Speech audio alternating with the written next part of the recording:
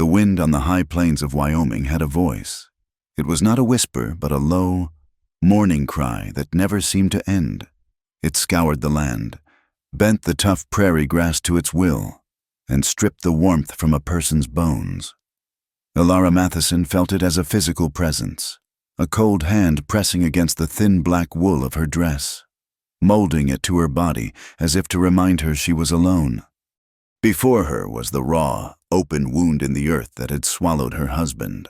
The pine box holding David was already covered, the finality of it sealed by shovelfuls of dark, rocky soil. Reverend Miller was speaking, his words about dust and ashes snatched away by the wind almost as soon as they left his mouth. Elara heard the sound, but not the meaning. Meaning had fled the world 3 days ago, leaving only a hollow ringing in her ears. A small gathering of folks from the town of Redemption stood a respectful distance behind her. Their faces were grim, etched with the requisite sympathy for a young widow. She could feel their eyes on her, feel their thoughts circling like the lone hawk that rode the currents high above. Poor thing. So young. What will she do now? The thoughts were as thin and rehearsed as the condolences they had offered earlier, patting her gloved hand with work-roughened fingers.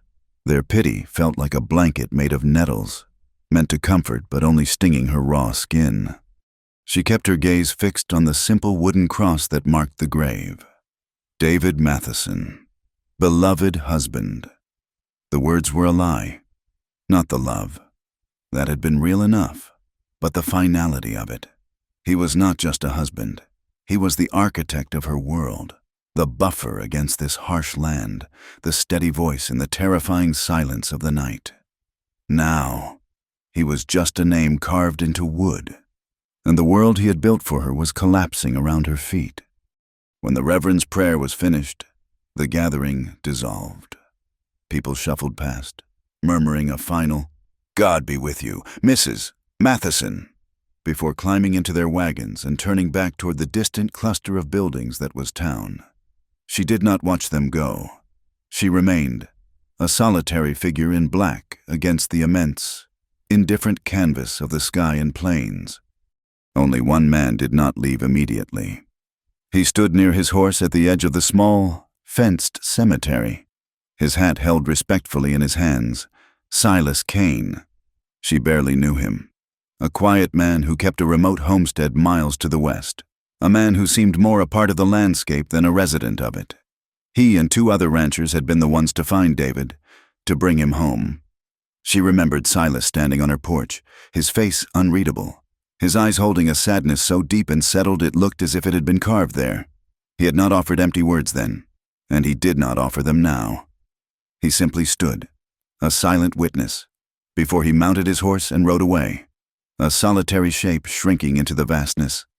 Elara finally allowed a single tear to trace a cold path through the dust on her cheek. The wind dried it instantly. In the days that followed, the thin blanket of the town's sympathy began to unravel. The whispers started in the places where whispers are born. The mercantile, the saloon, the livery stable. Elara was 24 years old. Her hair, when not bound up under a bonnet, was the color of dark honey, and her eyes were a startling blue. She was, the women of Redemption noted with a sharp edge to their voices, a beautiful woman to be left all alone on a ranch that was, by all accounts, doing moderately well. The questions began as idle speculation, fueled by the slow turning of days in a town where nothing much ever happened.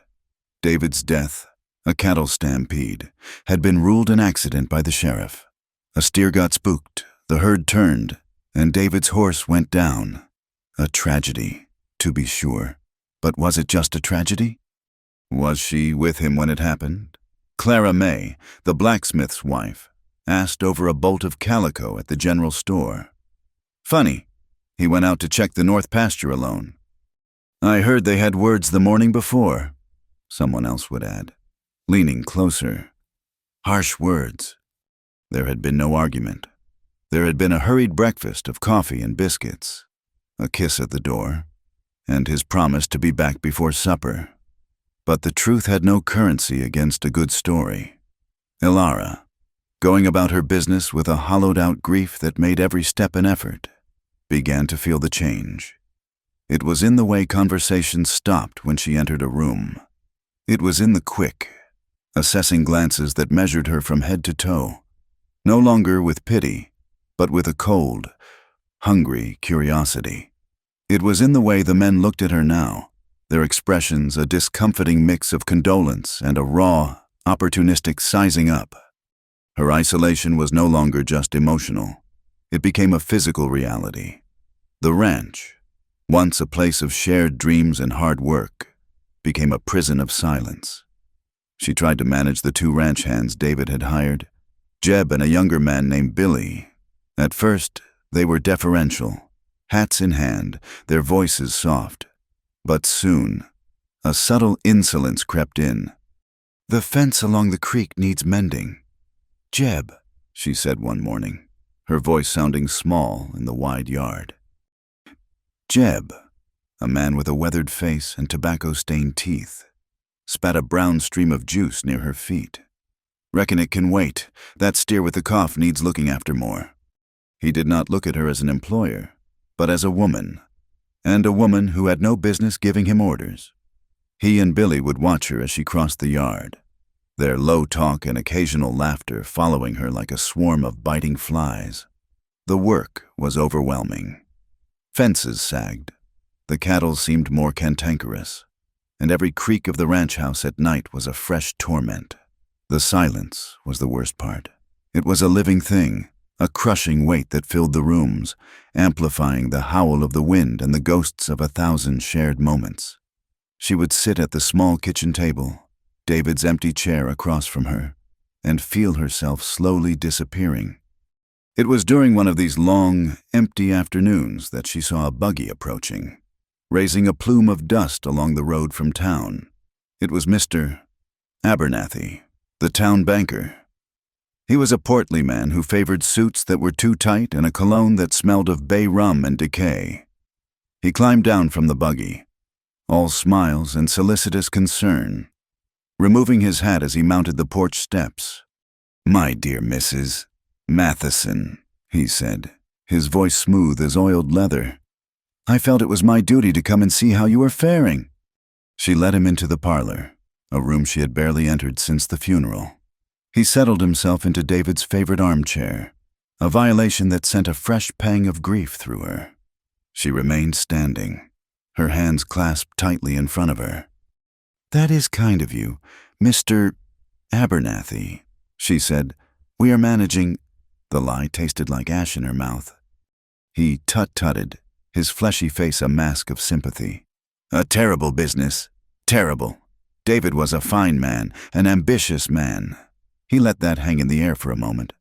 Perhaps a bit too ambitious. Ilara stiffened. "What do you mean?" "Mr. Abernathy steepled his fingers over his considerable belly. "Well, this is a difficult conversation to have, especially at such a time, but business, as you know, waits for no one. Not even for grief." He explained that just before the last cattle drive, David had come to him. He needed capital to expand the herd, to buy the prime stock he was certain would fetch a high price in Cheyenne. The bank, Abernathy said with a sigh, had not been able to extend him a formal loan at the time. "But I believed in David," the banker continued, his eyes gleaming with something that was not kindness. "I gave him the money myself. A personal loan. A significant sum, secured with a handshake and his good word." A cold dread began to seep into Ilara's veins. "A loan? He never mentioned—" "He was going to surprise you, I am sure," Abernathy said smoothly. "Pay it all back with the profits from the drive and have enough left over to build that extra room you wanted." He spoke of it often. The mention of the room, a private dream they had shared, made the dread curdle into fear. "How much?" she whispered. He named a figure that made the air leave her lungs. It was an impossible sum, more than the ranch would make in 2 good years. "With David gone," Abernathy said, his voice hardening slightly, "the agreement is, of course, void. The debt is due immediately." "Immediately? I cannot possibly. The money from the drive is gone. We used it to pay the hands, buy supplies." Her voice trailed off. She looked around the small, simple room. There was nothing of value, nothing that could satisfy such a debt. The ranch itself was all they had. "I am a patient man, Mrs. Matheson," he said, but his eyes were not patient. They were cold and hard as river stones. "But I am a businessman first. The loan was made against the deed to this property." Foreclosure. The word hung in the silent room. A hangman's noose. She sank into a nearby chair, her legs no longer able to support her. "Please, Mr. Abernathy, there must be some way. Give me time." Until the spring roundup. He leaned forward, the chair groaning under his weight. The scent of his cologne was suddenly suffocating. "Time is money, my dear, money you do not have." He paused, and his gaze moved over her, slow and deliberate, lingering on her face, her neck, the bodice of her dress. "However," he said, his voice dropping to a low, suggestive purr, "for a woman in your delicate position, perhaps there are other avenues of settlement, other assets that could be brought to bear. A man like myself can be very understanding when properly motivated." The meaning was as clear as it was vile. A wave of nausea and humiliation washed over her. The blood drained from her face, then rushed back in a hot, angry tide. She rose to her feet, her body trembling with a mixture of fear and rage. "Get out," she said, her voice shaking but firm. "Get out of my house." Mr. Abernathy's false smile never wavered. He simply pushed himself to his feet, a look of mild amusement on his face. "As you wish. I will expect payment in full by the end of the month. Good day to you. Mrs. Matheson." He placed his hat on his head and walked out, leaving her standing in the violated silence of her home, the air thick with his stench and his threats. The banker's visit was the turning point. The whispers in town now had a focus. Abernathy was not a man to keep his business private, especially when it could be used to his advantage. The story spread that the widow Matheson was not only in debt, but had tried to use her charms to defer payment. The narrative, led by the preacher's sanctimonious wife, Martha Goodwin, solidified. Ilara was no longer a grieving widow. She was a desperate woman of loose morals, a Jezebel hiding in widow's weeds. The shunning was absolute. When Ilara went to the mercantile for salt and coffee, the women who had once shared patterns with her turned their backs. When she attended church, hoping for a crumb of solace, the pews on either side of her remained empty. Reverend Goodwin's sermon on the temptations of the flesh and the wiles of fallen women was delivered with his eyes fixed directly on her. The loneliness became a physical sickness, a constant ache in her chest that made it difficult to breathe. She was an island, and the sea of contempt was rising. The first storm of autumn arrived without warning. The sky, which had been a pale, washed-out blue, turned the color of a bruise. The wind that had been a constant companion now became a shrieking demon, driving sheets of icy rain horizontally across the plains. Ilara was in the barn, trying to patch a leak in the roof, when she heard the sharp crack of splintering wood, a sound barely audible over the roar of the storm. Panic seized her.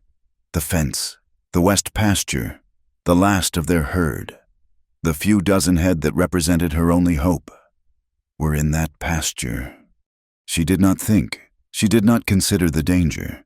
She ran from the barn, saddled her horse, Bess with numb, fumbling fingers, and rode out into the tempest. The rain was a solid wall of water, blinding her, plastering her hair to her face, and soaking her thin dress in seconds. The world was reduced to a swirling chaos of gray rain and brown mud. She found the broken fence, a whole section of it splintered and torn down by the wind. The cattle were gone, scattered into the maelstrom. She urged Bess forward, leaning low over the horse's neck, her eyes straining to see through the deluge. She could hear the faint, panicked lowing of the herd, a ghostly sound that seemed to come from all directions at once.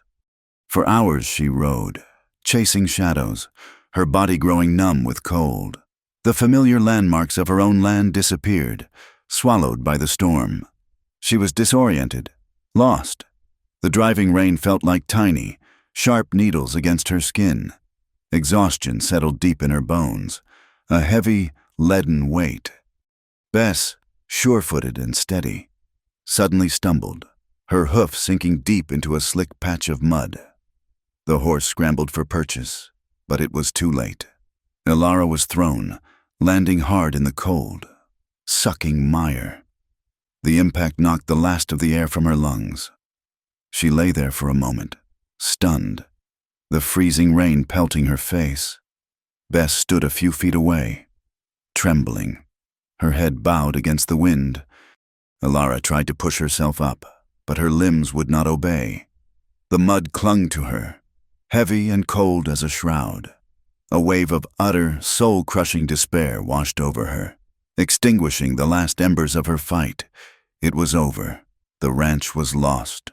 Her name was ruined. Her husband was gone, and she was alone, dying in the mud. Sobs racked her body, silent, gut-wrenching spasms of grief and defeat. She was completely and utterly broken. She tipped her head back, letting the rain wash over her face, and whispered to the screaming wind and the empty, hostile landscape, "I am lost." A shape emerged from the gray gloom. So suddenly it seemed to have materialized from the rain itself. A man on a dark horse, his form blurred by the downpour. The horse stopped, and the man looked down at her, her heart hammered with a primitive fear. But as he pushed back the brim of his soaked hat, she recognized the granite-carved features of Silas Kane. His expression was unreadable, a mask of weathered stone. He took in the scene, the trembling horse, the woman broken in the mud, and for a fleeting instant, a flicker of something profound and empathetic crossed his eyes. It was not pity. It was understanding. He swung down from his horse in one fluid motion. He did not speak, did not ask if she was hurt. He simply walked to her, his boots sinking into the mud, and bent down.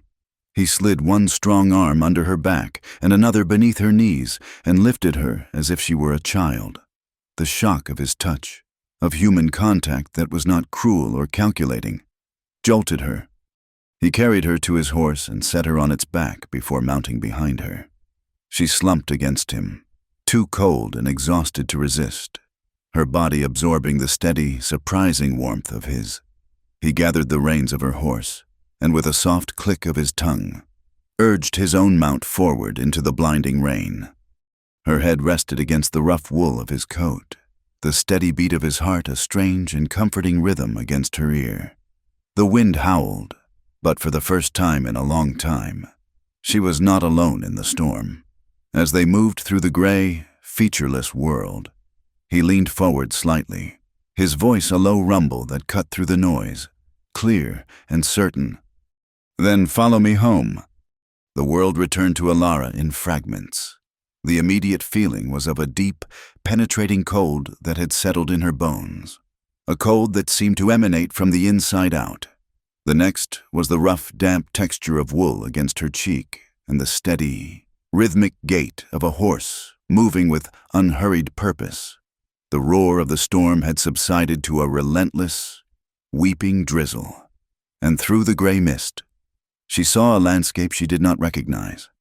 Jagged mesas rose like the broken teeth of some ancient giant, their stony faces slick with rain. Sparse forests of pine and aspen clung to the slopes, their branches skeletal and dripping. Between them, vast plains stretched into an unforgiving emptiness that seemed to swallow the light.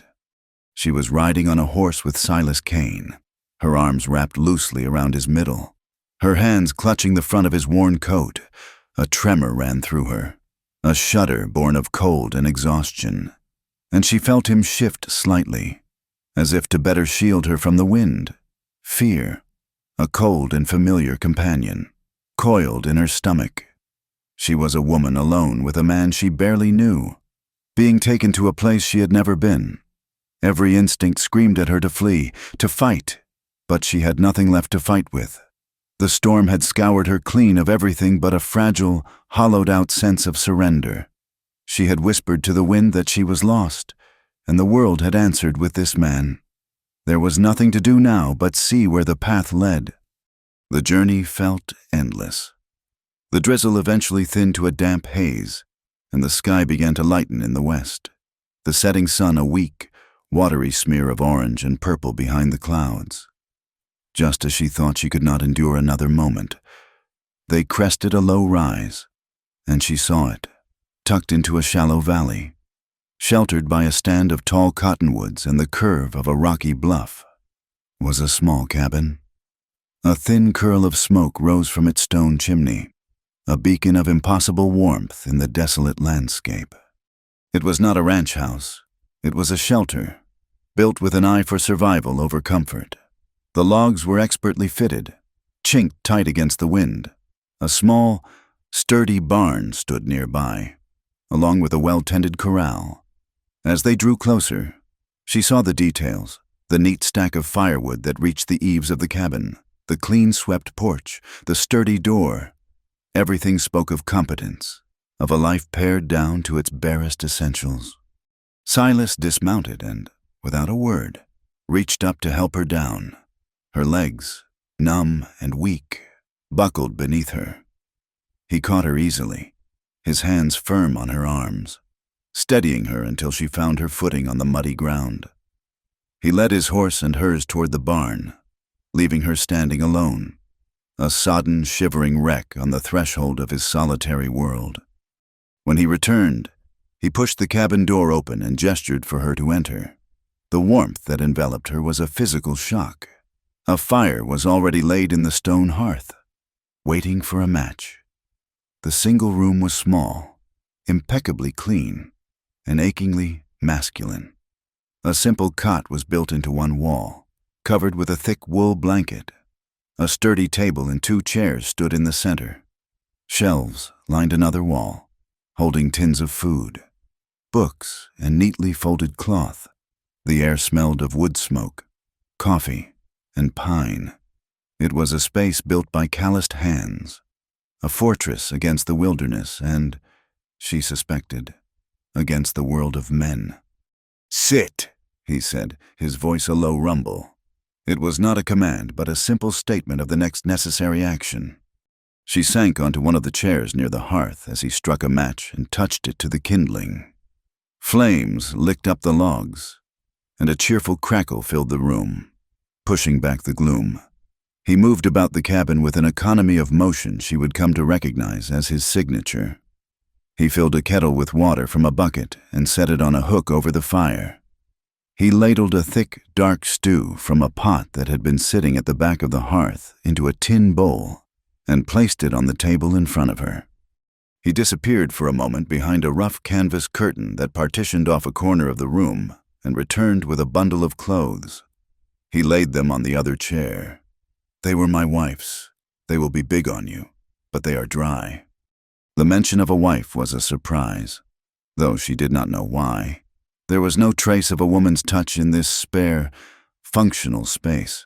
He turned his back to her then, busying himself at the far end of the cabin, offering her a gruff, unspoken privacy. She peeled off her wet, muddy clothes, her fingers clumsy with cold, and pulled on the dry ones. A simple wool skirt and a soft flannel shirt. They smelled faintly of cedar and disuse. The warmth of the dry cloth was a balm, a small mercy that almost brought tears to her eyes. He poured steaming coffee into a mug and set it beside her stew. "Eat," he said again. She ate. The stew was rich with game and root vegetables, and it sent a wave of life-giving heat through her. They did not speak. The silence in the cabin was different from the crushing silence of her own home. That silence had been an absence, a void where David's voice used to be. This silence was a presence. It was Silas's silence, a deliberate, comfortable quiet that asked nothing of her. It was a shared space where their respective wounds could breathe without the need for words. When she was finished, he took her bowl, and gestured toward a ladder that led to a small loft above. "You can sleep there," he said, and that was all. The first few days passed in a slow, quiet rhythm.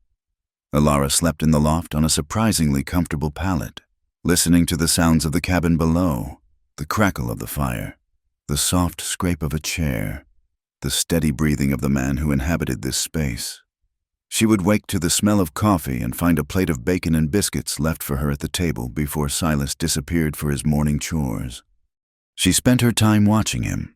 From the small window in the loft or from the cabin's porch, she observed the rituals of his solitary life. She watched the clean, powerful swing of his axe as he split firewood, each stroke precise and perfect. She watched him mend a bridle, his large, calloused hands surprisingly nimble with the needle and awl. She watched him tend to his 2 horses and a milk cow, his movements gentle, his voice low and calm as he spoke to the animals. He was a man who had learned to exist entirely on his own. He wasted no motion, no word, no resource. His life was a testament to competence and a quiet, unyielding endurance. He asked nothing of her, did not press her to speak or explain. He simply existed, a steady, unobtrusive presence that slowly, imperceptibly, began to feel less like a threat and more like an anchor in the swirling sea of her grief. He was mending the broken fences of her world, one silent, consistent action at a time. The turning point came on the 5th evening. Another storm had blown in, a lesser one of wind and rain that rattled the windows and made the fire in the hearth dance. They had eaten their supper in the usual companionable silence. Silas was cleaning his rifle, the soft, metallic clicks of the well-oiled parts a familiar, rhythmic sound in the small cabin. Alara sat staring into the flames, her hands wrapped around a warm mug of coffee. The firelight cast flickering shadows on the log walls, making the small space feel like the only room left in the world. A log shifted, sending up a shower of sparks, and the image of David's face, laughing in the firelight of their own hearth, rose in her mind so vividly it was as if he were sitting beside her. A knot of pain and unspoken words tightened in her chest, a knot she had been carrying since the day he died. Before she knew what she was doing, she began to speak, her voice low and tight. "He loved the fire," she said, her voice rusty from disuse. Silas stopped his work, his hands resting on the rifle stock. He did not look at her, but she felt the full weight of his attention. "He was always cold," she continued, a trickle of words becoming a stream. "Even in the summer, he would build a fire. He said it kept the loneliness of the land at bay. He had so many plans, a new room for the house, a bigger herd. He was always looking ahead, at what was next." She talked for what felt like hours, the story of her life with David pouring out of her. She spoke of their meeting, of his easy smile and the way he had made her feel safe. She spoke of their shared work, their dreams of building something that would last. But then, the story deepened, the edges blurring from the perfect, sun-drenched memory she presented to the world into the more complex, shadowed reality she had lived. "He was impatient," she confessed, the words tasting like betrayal. "He wanted everything so fast, the ranch, the money, the respect. He would push the cattle too hard, push the hands too hard. He pushed me." She looked down at her hands. "He didn't mean to be unkind. He never saw what was right in front of him. He was always looking at the horizon. Sometimes, I felt like I was just part of the scenery." It was a terrible, disloyal thing to say about her dead husband, a confession she could never have made to the pious, judgmental women of redemption. But here, in the firelit solitude of this cabin, with this silent man as her witness, the truth felt necessary. It felt like breathing after being held underwater for too long. "I loved him," she whispered, the words catching in her throat. "But sometimes, I was so lonely." The last word fell into the silence, and the only sound was the drumming of the rain on the roof. Silas finished reassembling his rifle, the final click echoing in the quiet room. He set the weapon aside and finally turned his gaze on her. His eyes, in the flickering light, held no judgment, only a deep, profound sorrow that seemed to resonate with her own. "I had a wife," he said, his voice quiet but clear. Her name was Maria. He spoke the name as if it were a fragile, holy thing. "And a daughter, Sophia." He looked into the fire, but Alara knew he was seeing something else entirely, a memory playing out behind his eyes. "We had a small place, south of here, near the Laramie River. It was good land. Maria could make anything grow. We had a garden. She loved the flowers." A faint, sad smile touched his lips for a moment and then vanished. Sophia had her mother's laugh. It sounded like wind chimes. He fell silent for a long moment, and Alara held her breath, knowing this was a sacred space. A door opened into a room that had been sealed for years. "It was the fever," he said, his voice flat, stripped of all emotion. "It came fast. First Maria. She tried to hide it, kept working until she collapsed in the garden. I carried her in. She was burning up. I did everything I knew, cold cloths, willow bark tea. Nothing worked. She was gone in 3 days. He swallowed hard, his throat working. Sophia started coughing the day we buried her mother. She was so small. She held my hand and told me not to worry, that Mama would be home soon. She fought for 2 days. Her fever was so high. I sat with her, watched her fade. There was nothing I could do. Nothing. A man who can face a grizzly, who can survive a blizzard, and I could do nothing but hold my little girl's hand while the life went out of her. He stared into the flames, his jaw tight. I buried them both, side by side, on the hill overlooking the river. I sold the land, the stock, everything. I came up here, where the land is hard and doesn't promise you anything it cannot deliver. I did not want to see anything grow ever again. His confession was a stone dropped into the well of her own grief. The pain of it, the raw, helpless agony, was so immense it dwarfed her own troubles, put her loneliness and the town's petty cruelty into a stark, new perspective. He had not just lost his family, he had watched them be taken from him, helpless to stop it. The knowledge forged an immediate, powerful bond between them, a bridge built not of sympathy but of a shared, terrible understanding of loss.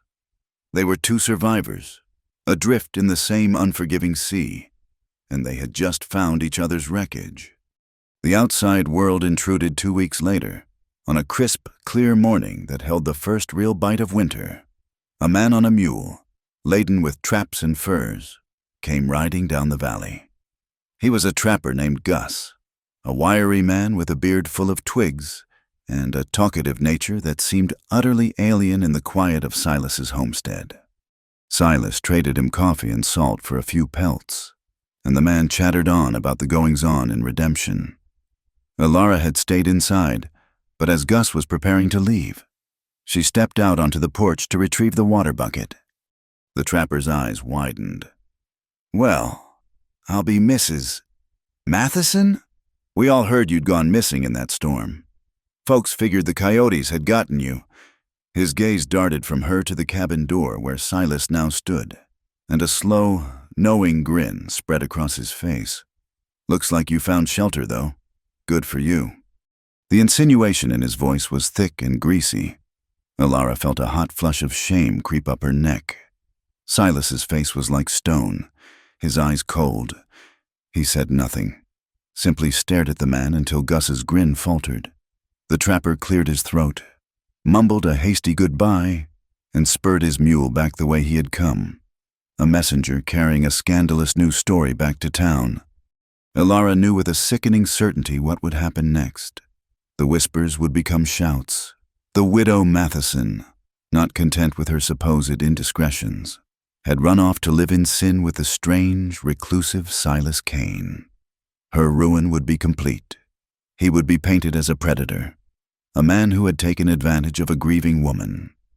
She felt the sting of that judgment as sharply as if the entire town were standing there on the porch, pointing their fingers. A fresh wave of guilt washed over her, a complex and confusing tide. Guilt for having survived David.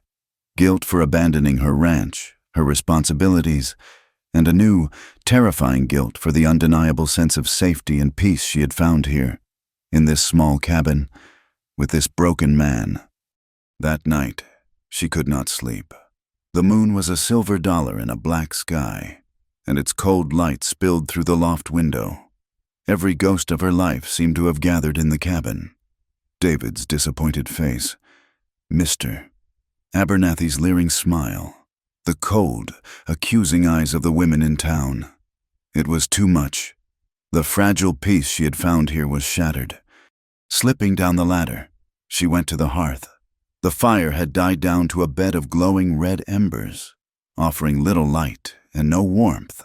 The chill of the room seeped into her, and she wrapped her arms around herself, shivering.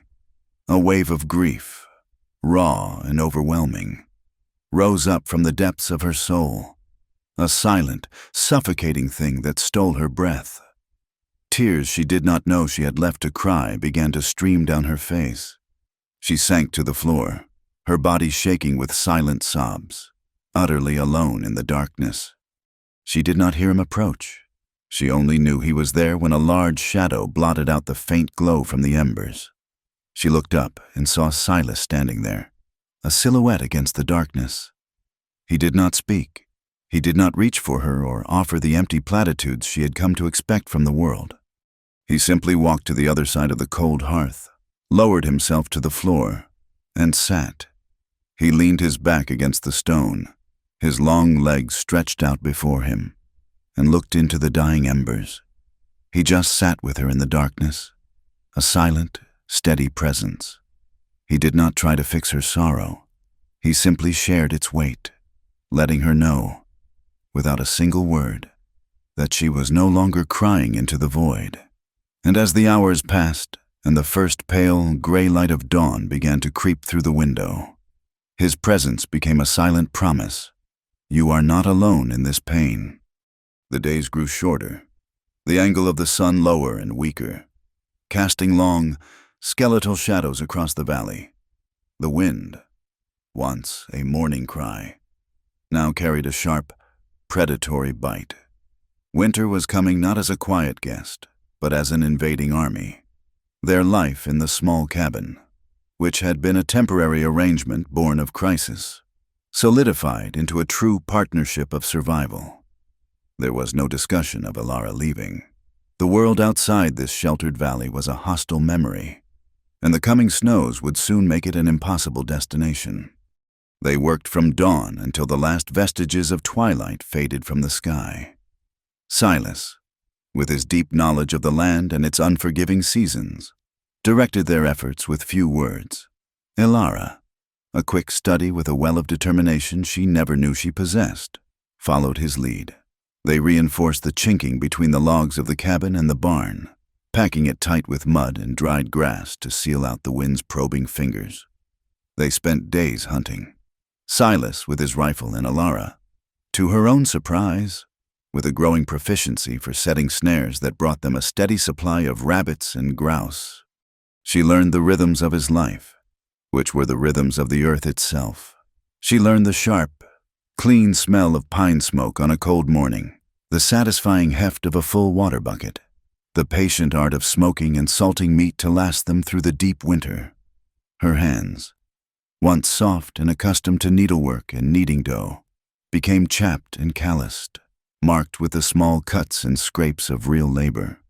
She looked at them one evening, turning them over in the firelight, and felt not shame, but a strange, fierce pride. These were the hands of a woman who was surviving. In the crucible of this shared work, the hard ice of their individual griefs began to thaw. The constant, forced proximity that could have bred resentment instead fostered a fragile intimacy, expressed not in grand gestures, but in small, unlooked-for moments of lightness. One afternoon, while she was struggling to split a particularly stubborn round of pine, Silas came and stood behind her, correcting her stance. "Let the axe do the work," he rumbled, his voice close to her ear. She adjusted her grip, focused, and swung. The wood split with a clean, satisfying crack. When she turned, breathless and flushed with effort, she saw the corner of his mouth quirk upwards in a rare, crooked smile. It was a fleeting expression, gone almost as soon as it appeared, but it warmed her more than the fire. Another time, as they sat by the hearth in the evening, the wind howling outside, she was mending one of his shirts, her stitches small and neat. "My mother taught me to sew," she said quietly, breaking the silence. "She said a woman with a good needle need never fear being useless." Silas looked up from the knife he was sharpening. After a moment, he said, his voice a dry, understated observation, "A person who can survive a Wyoming winter has no need for a needle to prove their worth." A soft, unexpected laugh escaped her lips. The sound was foreign in the quiet cabin, and it startled them both. She saw a flicker of something in his eyes, surprise, and perhaps something more. They were two lonely people, exiles from their own lives, slowly, cautiously, rediscovering the simple, profound possibility of human connection. The cabin was no longer just his shelter. It was becoming their shared world. With this new, fragile ease between them, an undercurrent of attraction that had been dormant and deeply buried began to surface. It was a terrifying, unwelcome thing for them both, a ghost of a feeling that belonged to a life they thought was over. It manifested in small, charged moments that left the air thick with unspoken words. His hand would brush hers as he passed her a salted strip of venison, a simple, accidental contact that sent a jolt of warmth through her entire body. She would look up from her work to find his eyes on her, his gaze lingering on her face in the firelight with an intensity that made her heart stumble. When he stood near, helping her hoist a sack of grain into the barn loft, she was acutely aware of his size, of the solid strength of him, of a scent of pine and leather that was uniquely his. For Ilara, these feelings were a source of profound, agonizing turmoil. Each flutter of awareness, each spark of warmth she felt in his presence, felt like a betrayal of David's memory. In the dark hours of the night, lying in the loft, she would close her eyes and try to summon her husband's face, his voice, the feel of his hand in hers, but the image was growing fainter, the edges softened by time and the stark, demanding reality of her new life. The guilt was a sharp, physical pain. She had loved David, she had mourned him, but she was alive, and her body, her heart, were traitorously, stubbornly insisting on that fact. Silas's turmoil was a quieter, more contained thing, but she could see it in the way his jaw would tighten, the way his silence would sometimes deepen, becoming not comfortable, but heavy, freighted with a struggle she could only guess at. He had walled off his heart behind a fortress of grief, a self-imposed exile to protect himself from the agony of another loss. To feel something for her, this woman he had pulled from the mud, was to risk breaching those walls, to risk a pain he had sworn he would never endure again. And so they orbited each other in the small cabin, two planets held in a delicate, dangerous gravitational pull, terrified of the collision that felt increasingly inevitable. The decision was taken from them by the sky. The first great blizzard of the season descended upon the mountains not gradually, but with a sudden, violent fury. One afternoon, the world went unnaturally still and quiet, the air growing thick and heavy. A strange, yellowish light filtered through a sky the color of slate. Silas stopped his work, his head tilted, sniffing the air like an animal. "Get the rest of the wood inside," he said, his voice tight with urgency, "and fill every bucket with water from the well." By the time they had finished, the first flakes had begun to fall, large, wet, and heavy. Within an hour, the flakes had become a blinding, horizontal torrent driven by a shrieking wind. The world outside the cabin disappeared. The familiar shapes of the barn, the trees, the mountains, were erased, swallowed by a swirling vortex of white. The wind screamed like a banshee, a constant, high-pitched wail that seemed to vibrate in their bones. The snow began to pile in great, sculpted drifts against the cabin walls, burying the windows on the north side. plunging the room into a perpetual, twilit gloom. They were trapped, sealed in their small ark against a raging white sea. For 2 days, they lived by the rhythm of the storm. They kept the fire roaring, its light a warm, defiant heart against the chaos outside.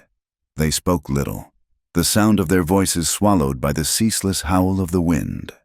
They were utterly reliant on each other, on the preparations they had made, on the sturdy logs of the cabin that stood between them and annihilation. The world shrank to the 4 walls of the room, to the circle of firelight, to the presence of the other person. On the evening of the 2nd day, during a brief lull in the wind's assault, Silas stiffened. "Listen." Ilara strained her ears. Over the muted roar of the storm, she heard it, a strange, distressed sound coming from the direction of the barn. A low, pained groaning. "Buck," Silas breathed, his face grim. He began pulling on his heavy coat and boots. "You cannot go out in that," Ilara said, her voice sharp with alarm. "You will be lost in 10 feet. "The horse is sick," he said, his tone leaving no room for argument. "I have to go." He took a coil of rope from a peg on the wall, tied one end securely to a post inside the cabin, and handed the other end to her. "Stay by the door. Do not let this go." He opened the door, and the storm lunged into the room. A blast of icy wind and stinging snow that extinguished one of the lanterns. He disappeared into the swirling white, a dark shape at the end of the rope, their only connection. The minutes stretched into an eternity. Ilara stood braced against the door, the rope slick and cold in her raw hands, her eyes straining to see into the maelstrom. Finally, she felt a tug, and his shape reappeared, covered in snow, his face grim. "It is his lungs," he said, shaking the snow from his coat. "He is drowning." What followed was a battle fought in the freezing, lantern-lit confines of the small barn. The world became a blur of desperate, unending work. The sick horse, a big roan named Buck, stood with his head low, his sides heaving, a terrible rattling sound coming from his chest with every ragged breath. Silas worked with a focused, grim intensity, his face a mask of concentration. Ilara became his second pair of hands, his shadow, moving in a synchronized dance of shared purpose. They boiled water over a small, portable stove, creating a thick steam laced with pungent herbs that Silas crushed in his hands. They held blankets over the horse's head, trying to force the steam into his congested lungs. The air in the barn grew thick and heavy, smelling of sweat, manure, and medicinal herbs. They worked without sleep, their bodies aching with cold and fatigue. They rubbed the horse's legs with rough burlap sacks, fighting to keep the blood moving, murmuring words of encouragement to the suffering animal. In the crucible of that long, desperate struggle, the last of their reservations, their fears, their carefully constructed walls, were stripped away. There was no room for the ghosts of the past, for guilt or for fear of feeling. There was only the raw, immediate present, the fight to save a life. Ilara saw in Silas not just a quiet, grieving man, but a fierce, compassionate protector, a man who would battle a blizzard for an animal. He saw in her not a fragile, broken widow, but a woman of incredible grit and resilience, a woman who would stand shoulder to shoulder with him in the darkest hour, her face smudged with dirt, her eyes shining with determination. They were a team, bound by the shared, fierce will to protect the little life and warmth they had carved out for themselves in the heart of the wilderness. Sometime near dawn on the 3rd day, the horse's breathing began to ease. The terrible rattling subsided, replaced by a deeper, more regular rhythm. He took a long drink of the water Ilara offered him, his velvety nose nudging her hand. A profound, bone-deep relief washed over them, so potent it left them weak. The horse was saved. At the same time, they both became aware of a new sound, or rather, the lack of one. The wind had stopped. The blizzard was over. They stumbled out of the barn into a world transformed. The sky was a brilliant, painful blue, and the sun shone down on a landscape of pure, unbroken white. The snow was piled in massive, silent drifts, sculpting the valley into new, unfamiliar shapes. The world was pristine, beautiful, and utterly silent. The quiet was as overwhelming as the storm's fury had been. Bone-weary and emotionally raw, they walked the short distance back to the cabin. The adrenaline of the crisis had faded, leaving behind a profound, vibrating exhaustion and a silence thick with unspoken emotion. They shed their heavy, damp coats and stood facing each other in the middle of the room. They were covered in grime, bits of hay clinging to their clothes and hair. The air between them crackled. Silas looked at her, and it was as if he were seeing her for the first time, not as the half-drowned woman he had rescued, not as a guest in his home, but as the woman who had fought beside him in the dark. His eyes, usually so guarded, were raw with an emotion she had never seen there before: gratitude, awe, and a desperate, aching desire that mirrored the sudden, fierce longing in her own heart. He slowly, hesitantly, crossed the space between them. He lifted a hand, his fingers rough and calloused, and gently touched her cheek. His thumb brushed away a smudge of dirt just below her eye. The gesture was one of incredible, shocking tenderness. It was an answer to a question she had not dared to ask, a touch that acknowledged everything they had been through, everything they had become to each other. He whispered her name, and it was not a word, but a prayer, a sound of reverence and need. Ilara! All the pain, all the loneliness, all the grief, and all the burgeoning, terrifying hope culminated in that single moment. He leaned in and kissed her. It was not a gentle kiss. It began with a tenderness that was almost painful, a soft exploration, but quickly deepened into something desperate, hungry, and deeply sorrowful. It was a collision of two souls who had been starved for connection, for the simple, life-affirming warmth of another human being. It was a kiss of shared trauma, of fierce loyalty, of a winter's worth of pent-up passion. It was a raw and furious claiming of life in the face of so much death, a promise not just of survival, but of a new, terrifying, and beautiful beginning. That single desperate kiss in the aftermath of the storm changed the very air in the cabin. The silence that had once been a space for shared grief now hummed with a fragile, unspoken tension. The walls, which had been a sanctuary from the world, now felt intensely close, holding them in a new kind of intimacy that was both exhilarating and terrifying. Everything was different. The simple act of passing each other in the narrow space between the table and the hearth was now charged with a new awareness. A casual brush of his arm against hers was no longer accidental. It was a spark that left a trail of warmth on her skin. They entered a new, uncertain phase of discovery. The mornings after the blizzard were filled with a shy, tentative awkwardness. They avoided each other's eyes, their conversations reverting to the practical necessities of their existence. But the words were now just a surface layer over a deep, churning current of unspoken emotion. He would place a mug of coffee on the table for her, and his fingers would linger for a fraction of a second near hers. A silent question.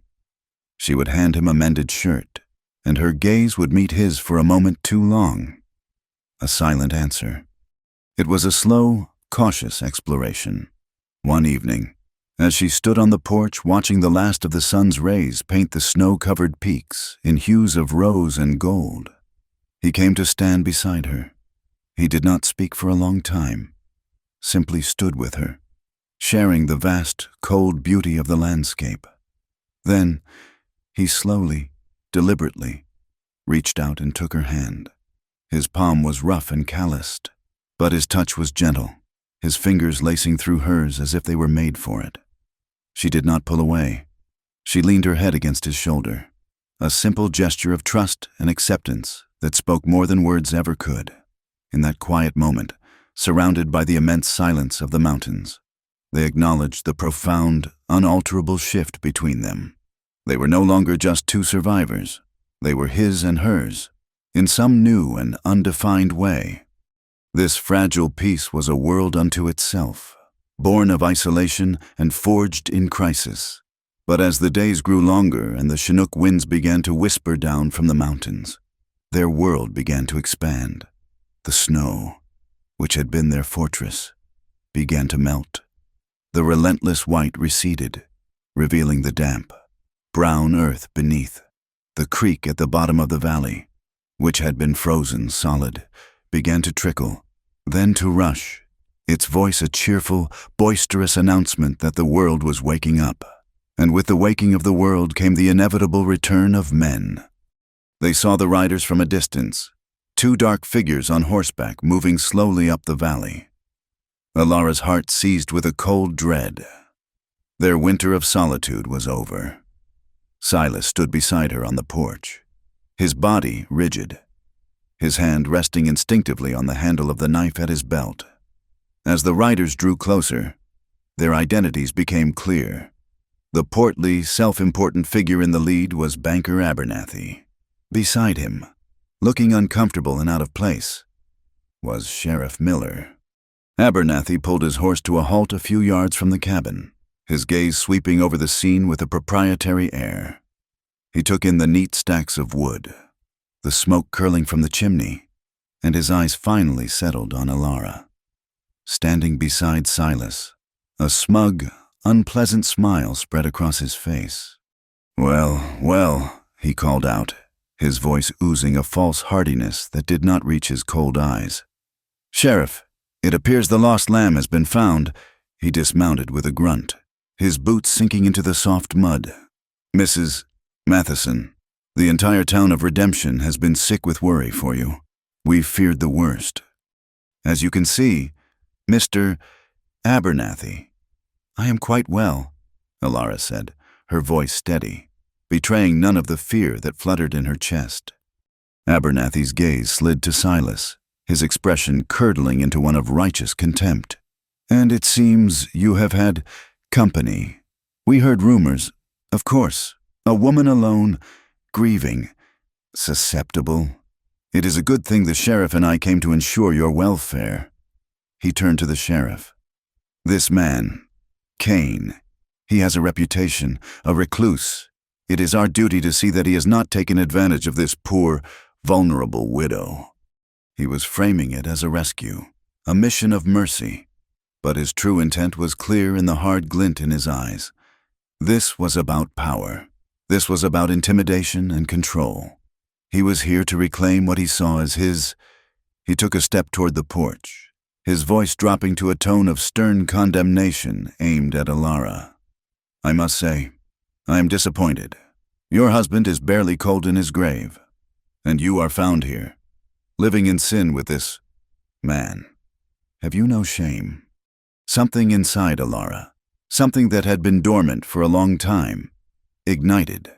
The broken, whispering woman who had collapsed in the mud was gone, burned away in the fire of a long, hard winter. In her place stood a woman made of steel. She stepped forward, moving to the edge of the porch so she was looking down at him. Her voice, when she spoke, was not loud, but it was as cold and sharp as an icicle. "Shame, Mr. Abernathy?" she began, her calm sending a flicker of surprise across the banker's face. "Let us speak of shame. Is it the shame of accepting shelter from a storm that would have killed me? Or is it the shame of finding kindness in a man when all your town offered was suspicion and cruel gossip?" She took another step, her eyes locked on his. "Or perhaps you mean a different kind of shame. Perhaps you mean the shame of a man who would visit a grieving widow to threaten her with foreclosure, and then suggest she settle her husband's debt in the most degrading way imaginable." Abernathy's face turned a mottled shade of red. "That is a slanderous lie." "Is it?" Alara's voice cut through his blustering. "Sheriff Miller, did Mr. Abernathy tell you that he tried to proposition me in my own home? Did he mention that my husband's death was very convenient for him, silencing a man who knew about his dishonest dealings?" She was bluffing about the last part, a wild guess, but she saw a flash of genuine fear in Abernathy's eyes that told her she had struck a nerve. You do not care about my welfare. You care only that I escaped your control. You and your town, with your pious sermons and your venomous whispers. You left me for dead. This man, she said, gesturing to Silas, gave me a home. Throughout her speech, Silas had not moved. He stood beside her, a silent, unshakable wall of support. The man who had spent years avoiding all confrontation, who had hidden himself away from the world, was no longer a ghost. The threat to Alara had awakened something fierce and protective in him. He was not looking at Abernathy. His eyes were on Alara, and in them was a look of fierce, unwavering pride. His presence was a silent declaration. She is with me. You will not touch her. Sheriff Miller, a man clearly unnerved by the turn of events, shifted in his saddle. Now, Alara, Mrs. Matheson. Abernathy is a respected man in town. Respect is earned, Sheriff, she said, her voice softening but losing none of its iron resolve. It is not something you can buy at a bank. She looked from the flustered sheriff to the apoplectic banker. A new, powerful sense of clarity filled her. She could not hide here forever. She could not let men like Abernathy write the end of her story. I will be returning to redemption, Mr. Abernathy. I will settle my husband's affairs, and I will face you and anyone else who has something to say to me. But I will do it on my own terms. The two men, utterly defeated by a force they had not expected, eventually mounted their horses and rode away, their mission a complete failure. Alara stood watching them go, her body trembling with the aftermath of the confrontation. Silas came and stood behind her, placing his large, warm hands on her shoulders. You did not have to do that, he said, his voice a low rumble. Yes, she said, turning to face him. I did, for me, and for you. She looked up into his face, her decision solidifying. I have to go back. I cannot let them chase me away from my own life. Then I am going with you, he said. It was not a question. It was a statement of fact. Their arrival in redemption 3 days later was exactly the scandal they had expected it to be. They rode down the main street on their separate horses, but so close together their legs nearly brushed. Every head turned. Conversations on the boardwalk ceased. Curtains were pulled back in windows. The stares they received were a mixture of shock, condemnation, and a grudging, fearful respect. They were met with a wall of hostile silence, but they met it with an unwavering unity. Their heads held high, their gazes fixed forward. They were not seeking approval. They were a force of two, a world unto themselves, and the town could either accept that or stand aside. They took a room at the small hotel, and the clerk's eyes nearly popped out of his head when Silas signed the register for Mr. and Mrs. Kane. A lie that was also a profound truth. The final confrontation, they both knew, had to be public. It came on Sunday. They walked into the church just as Reverend Goodwin was taking the pulpit. A collective gasp went through the congregation. A hush fell over the room, so complete that the sound of their boots on the wooden floorboards echoed like drum beats. They walked to the front and took a seat in the Matheson family pew, a place Alara had not sat in since the day of her husband's funeral. Reverend Goodwin, his face a grim mask of piety, looked down at them. He adjusted his spectacles, opened his Bible, and began his sermon. It was a tirade on immorality, on the serpent of sin that could coil itself in the heart of a seemingly respectable community. He spoke of the sacred vows of marriage, of the weakness of the flesh, of the stain of a woman who does not honor her mourning period, of the vipers who lead the vulnerable astray. He never used her name, but every word was a stone thrown directly at Alara. She sat perfectly still, her back straight, her hands folded in her lap, absorbing the verbal assault without flinching. She felt Silas's presence beside her, solid and calm. He was watching the preacher, his expression unreadable but for a dangerous stillness in his eyes. The Reverend was reaching the peak of his righteous fury, his voice rising as he spoke of casting out the sinners from their midst. When Alara stood up, the preacher faltered, his mouth hanging open. The entire congregation stared, frozen in shock. Her movement was so quiet, so deliberate. It was more powerful than any shout. She turned, not to the pulpit, but to the people.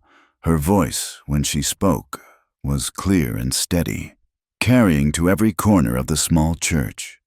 "I am not a sinner," she began, her eyes moving over the familiar, hostile faces. "I am a widow, and I was a stranger in my own home. When my husband died, I was drowning in grief, and I looked to this town, to all of you, for a hand to help me." Her gaze settled on Martha Goodwin, the preacher's wife. "Instead of a hand, I was given whispers. Instead of comfort, I was given suspicion." She looked at the other women. "You turned your backs on me in the mercantile. You judged me for being too young, for being too alone, for a tragedy that was not my making." She turned her attention to the men. "You looked at my ranch not as a place of mourning, but as an opportunity. And your banker," she said, her voice hardening as she found Abernathy's face in the crowd, "saw me as a debt that could be collected one way or another. I was alone, I was frightened, and I was lost. And in my darkest hour, when I was freezing to death on the plains, abandoned by everyone who had ever called me neighbor, one man found me. He did not judge me. He did not want anything from me. He simply offered me shelter. He offered me a home." She paused, letting her words settle in the profound silence. Her dignity, her raw and unadorned honesty, was a more powerful sermon than any the Reverend could deliver. Shame was a palpable thing in the room, evident in the downcast eyes and the shuffling feet. "You speak of sin," she concluded, her voice softening. "But the greatest sin is cruelty. The greatest sin is to watch someone suffer and do nothing. By that measure, I see more sin in this room than I have ever carried in my own heart." The silence that followed was absolute, broken only by a single, ugly voice from the back of the church. It was Mr. Peterson, the blacksmith. "She is a whore." Before the word had finished echoing, Silas moved. He did not rise, he flowed. He moved with a speed that was terrifying in its efficiency, covering the distance to the back of the church in a few silent, predatory strides. He did not throw a punch. He simply seized Peterson by the collar of his Sunday coat, lifting the bigger man half out of his pew, his face inches from the blacksmith's. His voice was not a shout, but a low, dangerous whisper that carried in the dead quiet of the church. "You will never speak to her again. You will never look at her again. If you ever say her name, if you even think it too loudly, I will come back for you. Do you understand me?" Peterson, his face white with terror, could only manage a series of frantic, terrified nods. Silas held him for a moment longer, his eyes boring into the man's soul, and then released him. Peterson collapsed back into the pew, gasping for air. Silas turned, his face calm, and walked back to Alara's side. He held out his hand to her. She took it, together. They turned their backs on the stunned congregation and walked down the aisle. They left the church not as outcasts fleeing judgment, but as a united force that had refused to be broken. They stepped out of the dim, judgmental darkness and into the bright, clean light of the spring morning. The journey back to the homestead was a silent one, but the silence was of a different quality than any they had shared before. It was not the quiet of shared grief or the stillness of a winter landscape. It was the profound, settled silence of two people who had faced the world and chosen each other. The valley, when they rode back into it, felt less like a refuge and more like a kingdom of their own making. They were a world unto themselves, their bond now an unbreakable thing, forged in loss, tempered by hardship, and now sealed by a defiant, shared stand. The awkwardness that had followed their first kiss was gone, replaced by an intimacy that was as natural as breathing, their physical relationship. When it finally happened in the quiet dark of the cabin, was not a sudden, feverish passion, but a slow, deep, and healing communion. It was a rediscovery of touch that was not meant to take, but to give. A rediscovery of closeness that did not bring with it the fear of loss, but the certainty of presence. For Alara, it was the gentle erasing of a loneliness so profound she had thought it was a permanent part of her. For Silas, it was the careful, terrifying, and ultimately beautiful process of letting another soul into the walled-off fortress of his heart. Their love was a quiet, rugged thing, born not in spite of their tragedies, but because of them. They were two broken halves who, against all odds, had found a way to make a new and stronger whole. But the world they had defied did not forget them. Abernathy, a man whose pride was as vast as his greed, had been publicly humiliated. The story of the showdown in the church had spread through the territory, a tale of a scorned widow and a silent mountain man who had faced down the town's most powerful citizen. For Abernathy, this was an intolerable stain on his reputation and a direct threat to his authority. Enraged and obsessed, his campaign against them escalated from social condemnation to outright violence. It began subtly, a series of menacing whispers on the wind. One morning, Silas found a section of their corral fence cut, the poles laid neatly on the ground. No animals were missing. It was not an act of theft, but a message. We can get to you. A few days later, the water from their well began to taste foul. When Silas lowered a bucket with a lantern, it came back up with the bloated carcass of a dead fox. The act was so deliberately vile it turned Alara's stomach.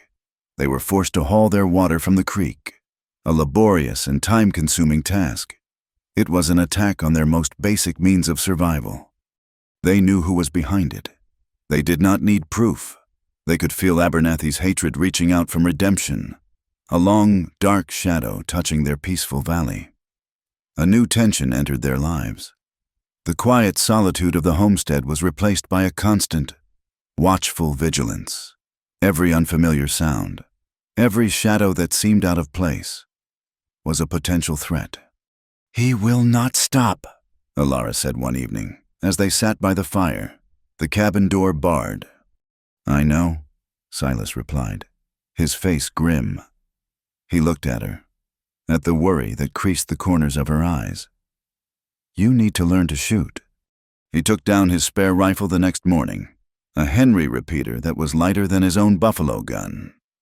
He showed her how it worked, the simple, solid mechanics of the lever action, the weight and feel of it in her hands. It felt alien, a heavy, cold instrument of death. This is not for hunting, he said, his voice serious. This is for defending. You do not aim to wound. You aim to stop a threat. There is a difference. His instruction was patient and methodical. He taught her how to stand, how to breathe, how to squeeze the trigger gently, not pull it. The first time she fired it, the recoil slammed the stock hard into her shoulder. A brutal, shocking force, and the noise was a deafening crack that sent a flock of birds scattering from the nearby trees. The smell of gunpowder was sharp and acrid. She missed the tin can he had set on a stump by a wide margin. Day after day, they practiced. Her shoulder ached and her ears rang, but she did not complain. She learned to control her breathing, to anticipate the kick, to hold her aim steady. Slowly, her shots began to land closer to the target. Then, one afternoon, the tin can jumped into the air with a satisfying ping. A fierce, triumphant smile broke across her face, and she saw an answering glimmer of pride in his eyes. She was no longer helpless. She was becoming a defender of their home. Their resilience was a quiet, determined thing. They worked in tandem, anticipating threats. When they were outside, one of them always watched while the other worked. They learned to read the landscape not just for its resources, but for its dangers. The harsh terrain that had once been a symbol of their isolation now became their ally. They knew every gully, every rock formation, every game trail. They were no longer simply living on the land. They were a part of it, as wild and watchful as the hawks that circled overhead. The next attack was more brazen. One night, a week later, They were awoken by the panicked lowing of their small herd of cattle. They rushed outside to find the gate to their pasture wide open. The animals scattered. It took them the entire next day to round up the herd, and when they counted, they were 5 heads short. It was a significant loss, a direct blow to the future they were trying to build. Abernathy was not just trying to scare them, he was trying to ruin them. Ilara had brought back a single, small wooden chest from her ranch, filled with David's papers. She had not opened it since their return. The contents were a part of a life that felt a world away. But the theft of the cattle had stirred something in her, a cold anger that demanded answers. She needed to settle David's estate, to understand what Abernathy truly held over her.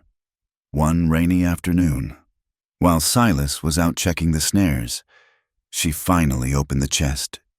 It was filled with the mundane artifacts of a life, receipts for seed and wire, old letters from his family back east, a ledger of ranch expenses. At the very bottom, tucked inside a folded piece of oilcloth, was a document she did not recognize. It was a deed, not for their ranch, but for a large tract of land further north, along a river. The deed was made out to 2 partners, David Matheson and Thomas Abernathy. Her blood ran cold. She read the document again, her eyes scanning the dense legal script. It was a partnership agreement, dated 2 years prior.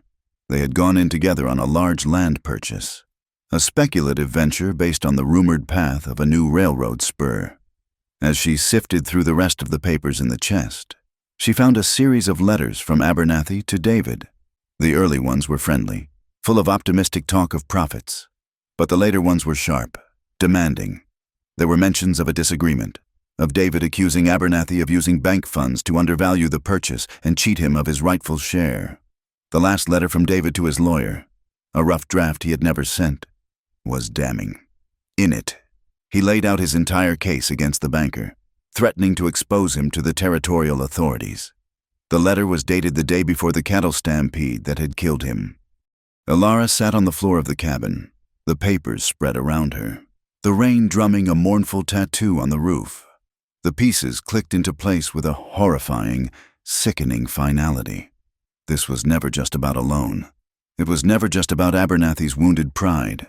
Abernathy had cheated her husband, and David was about to expose him. David's death was no accident.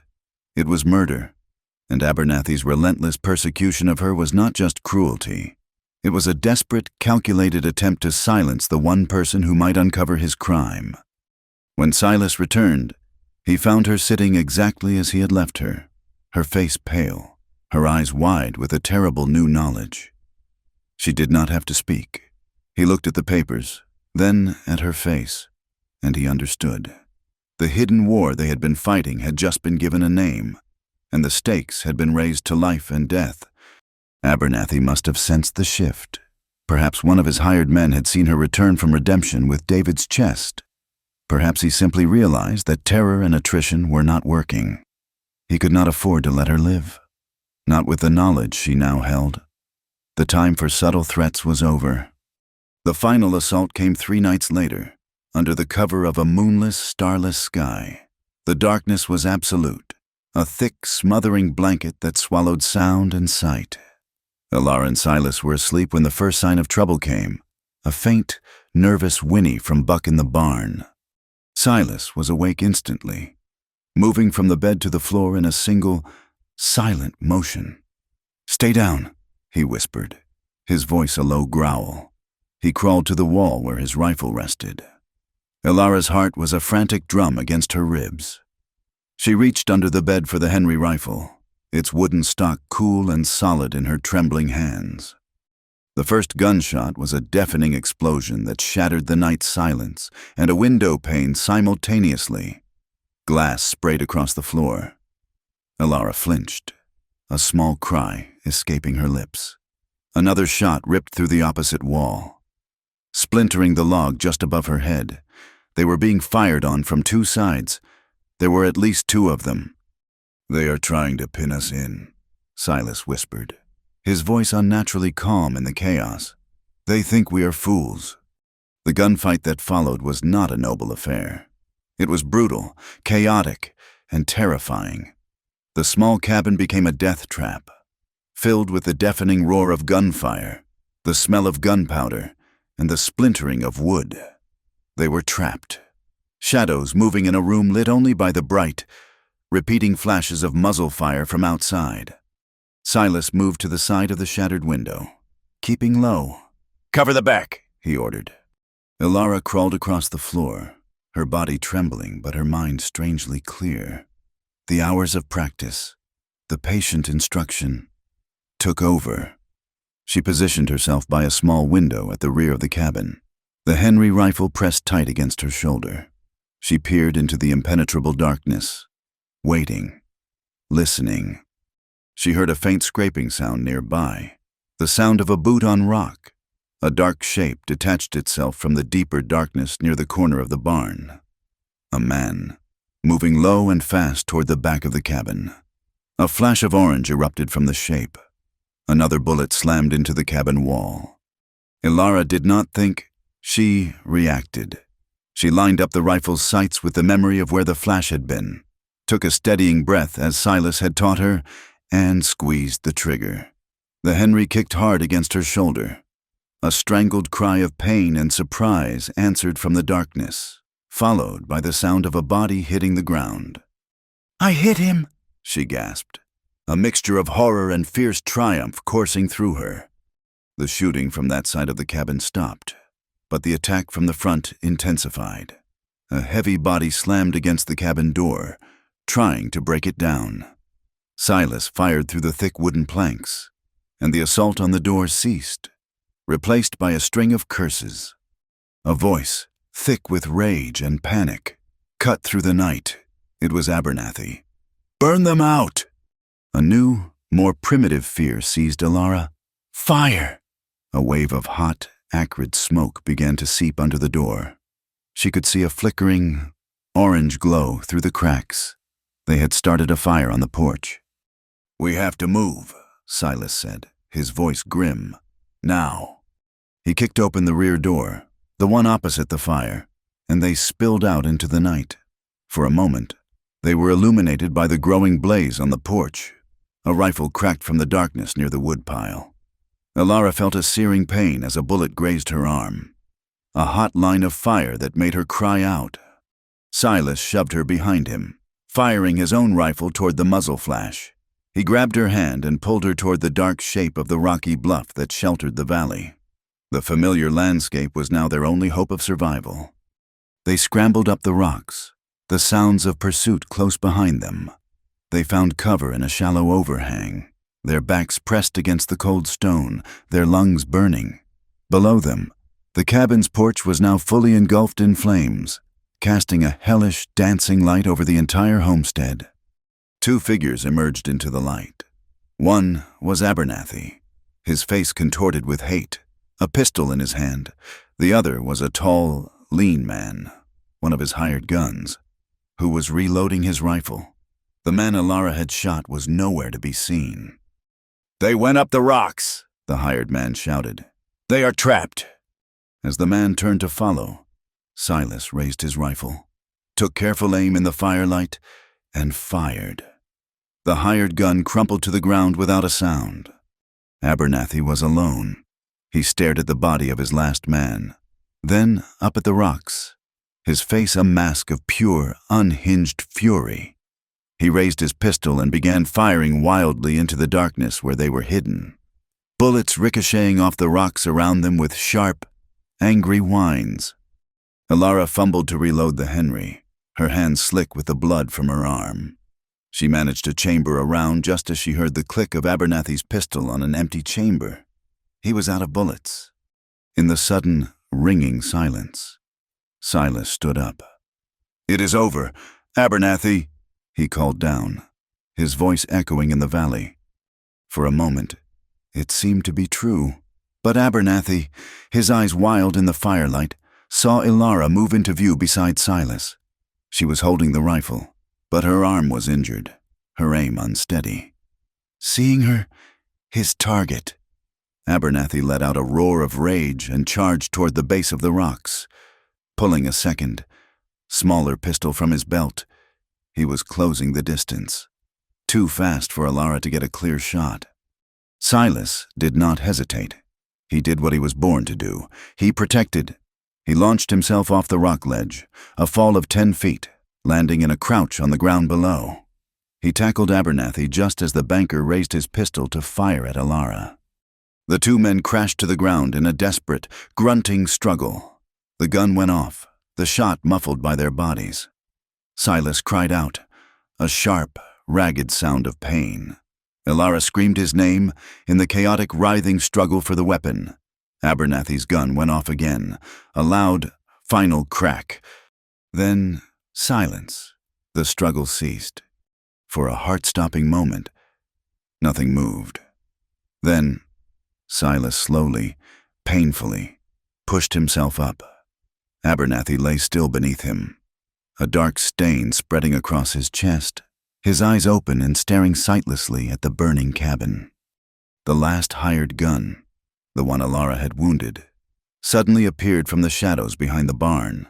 He took one look at his dead employer, at Silas, wounded and rising, and at Alara, now standing on the ledge with the rifle aimed directly at his chest. He made his decision. He turned and fled, a panicked shadow disappearing into the vast, dark wilderness. The silence that fell over the valley was more profound and terrifying than the chaotic violence that had preceded it. The roar of the fire, the crack of rifles, the shouts of men, all of it was gone, swallowed by a night that was suddenly, horribly still. The only sounds were the hungry crackle of the flames consuming the cabin's porch and the ragged, painful gasps of Alara's own breathing. She scrambled down the last of the rocks, her injured arm screaming in protest, her eyes fixed on the two figures on the ground. One was still, a dark lump in the flickering firelight. The other, Silas, was pushing himself to his knees, his movements slow and agonizing. He swayed, and she reached him just as he was about to collapse, her arms wrapping around his chest, taking his heavy weight against her. Silas, she breathed, her voice a raw whisper. He looked at her, his face pale and slick with sweat in the hellish light. A dark, wet stain was spreading rapidly across the front of his shirt, just below his ribs. he is done. Silas rasped, his head lolling toward the still form of Abernathy. The victory felt like ashes in her mouth.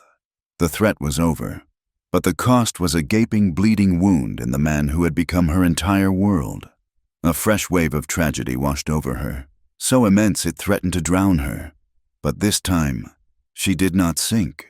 The winter had forged her into something harder, something that would not break. Panic rose in her throat, cold and sharp, but she forced it down, replacing it with a will of pure, cold iron. The roles, which had shifted so often between them, were now completely, starkly reversed. She was the protector. He was the one in need.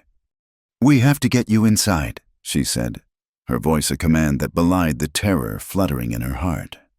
Getting him to the cabin was a nightmare of staggering, stumbling effort. He was a large man, and with the strength bleeding out of him, he was an almost impossible weight. She put his arm over her shoulders, wrapped her own around his waist, and half dragged, half carried him, her feet slipping in the muddy, blood-soaked ground. The fire on the porch had begun to die down, but the front of the cabin was a smoldering, impassable ruin. They circled to the back, through the door he had kicked open, and into the dark, splintered interior. She lowered him as gently as she could onto his cot, his head falling back against the pillow with a groan. In the dim light of a single lantern, she managed to light with shaking hands. The extent of the damage was terrifyingly clear. The bullet had entered his side, a ragged, ugly hole that oozed blood with every labored breath he took. For the next few days and nights, the world shrank to the four walls of that small, damaged cabin. Alara became a creature of pure will, her own pain, exhaustion, and fear relegated to a distant corner of her mind. She tore strips from one of her last clean petticoats for bandages. She used the last of their whiskey to clean the wound, a brutal, necessary act that made Silas cry out in a raw, animal sound of pain before he lost consciousness. She fought for his life with a fierce, primal tenacity. She kept the fire going, boiling water endlessly to keep the bandages and her hands clean. She explored the depths of his medicinal knowledge, using the dried herbs he kept in tins to make poultices to ward off infection and teas to fight the fever that soon took hold of him. The fever was the true enemy. It sent him into a delirium, a terrifying landscape of fragmented memories and ghosts. He would thrash in the cot, his powerful body burning with heat, his eyes open but seeing nothing in the room. He murmured names that were like knives in her heart. "Maria," he would whisper, his voice thick with a desperate longing. "Sophia, do not be scared. Papa is here." He was lost in the past, reliving the tragedy that had first driven him into this wilderness. Ilara sat by his side through the long, dark hours, a damp cloth in her hand, wiping the sweat from his brow. She listened to his haunted whispers, and she did not flinch. She knew this was a part of him, a wound far deeper than the one in his side. She held his hand, her touch a steady anchor in his storm-tossed mind. "I am here, Silas," she would murmur, her voice low and constant. "I am here. You are not alone." She learned to function on the edge of exhaustion, her body a mere vessel for the sheer force of her will. She would doze in the chair beside him, her head snapping up at his every pained breath. She forced sips of cool water and thin broth between his cracked lips. She cleaned his wound with a gentle, unwavering hand, even as the sight of it made her own stomach churn. This quiet, desperate battle, fought in the firelit gloom of the cabin, was the ultimate test of their love. It was a love being solidified not in the heat of passion, but in the grim, relentless act of preservation.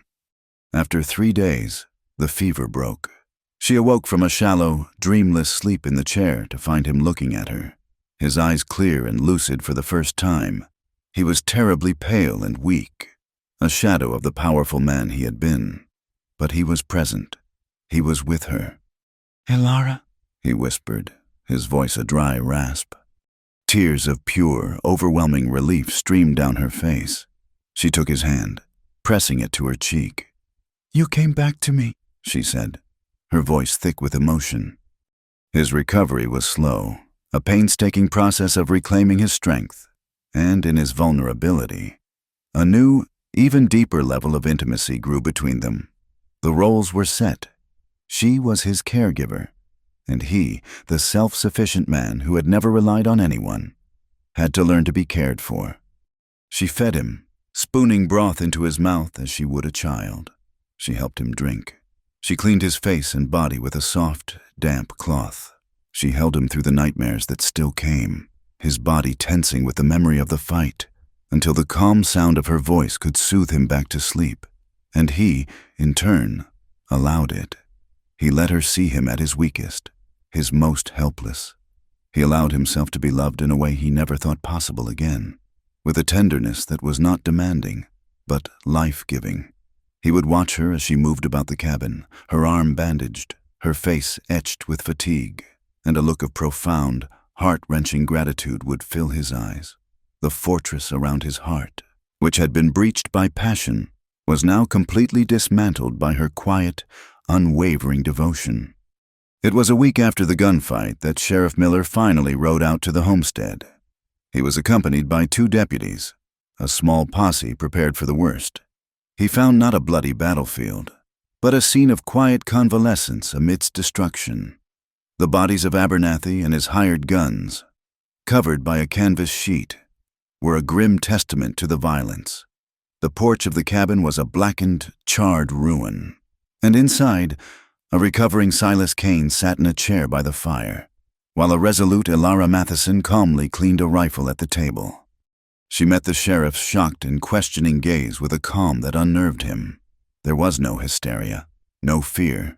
She simply told him what had happened, her voice clear and even. She laid out the entire story. From Abernathy's first threats to the final, desperate assault. As proof, she brought out the small wooden chest and showed him the deed and David's unsent letter. The evidence was undeniable. The truth of Abernathy's crimes, of his partnership with David, of the motive for his persecution, was all there. When the sheriff and his men left, they took the bodies with them, leaving a promise to send a man to take their official statements when Silas was well enough to travel. The news that trickled back to Redemption over the following weeks was a slow, seismic shock. The story of Abernathy's treachery, of his likely murder of David Matheson, and of his violent obsession with silencing the widow, recast the entire narrative. The town's condemnation of Elara and Silas curdled into a grudging, awe-filled respect. They were not sinners, they were survivors. They had faced down the town's most powerful man, a wolf in sheep's clothing, and they had won. Justice, in the brutal and final way of the West, had been served. With the conflict resolved and Silas slowly regaining his strength, they were finally able to face the future. The homestead, their sanctuary, was now stained with blood and memory. The blackened porch, the splintered logs, the dark patches on the earth where men had died, they were all reminders of the violence they had endured. "We could leave," Elara said one afternoon, as they stood outside, looking at the scars on their home. "We could sell this place, go somewhere new, Oregon, maybe somewhere green, start fresh, where no one knows us." The thought was tempting, to walk away from the ghosts, from the hard land that had demanded so much of them. Silas was quiet for a long time, his gaze sweeping over the rugged valley, the rocky bluffs, the vast, open sky. This was the place he had chosen for his exile, the place that mirrored the harsh emptiness in his own soul. But it was not empty anymore. "All my ghosts are here. Elara," he said, his voice quiet. "Maria and Sophia are buried by the Laramie. Abernathy is buried in Redemption." He turned to look at her, his eyes full of a deep, abiding love. "But my life is here, with you."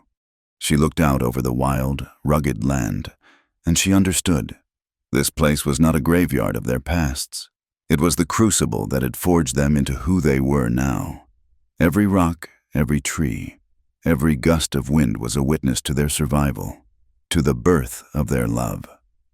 To leave would be to run from the very things that had made them strong. "You are right," she said, a slow smile spreading across her face. "This is our home. We earned it." They decided to stay. They would rebuild. They would not just erase the scars, but build upon them, making their home larger, stronger. They would reclaim the land and their lives from the tragedy that had so long defined them. The final scene takes place a year later. It is a warm, late spring afternoon, and the air is sweet with the scent of pine and wild blossoms. The cabin has been repaired, the charred wood replaced with new, honey-colored logs. An entire new room has been added, its windows open to the gentle breeze. A small field to the side of the barn is neatly plowed, the green shoots of a new crop pushing up from the dark, rich earth. Elara stands beside Silas at a newly built fence line, her hand resting on the smooth, weathered wood. Her belly is swollen and round with the promise of new life, a gentle, curving slope under her simple cotton dress. They are looking out at a small, healthy herd of cattle grazing peacefully in the pasture. On the flank of each animal is a newly branded mark, a simple SSC entwined with an M, their mark. Silas, his strength fully returned, his body lean and hard from a year of peaceful, productive work, puts his arm around her shoulders.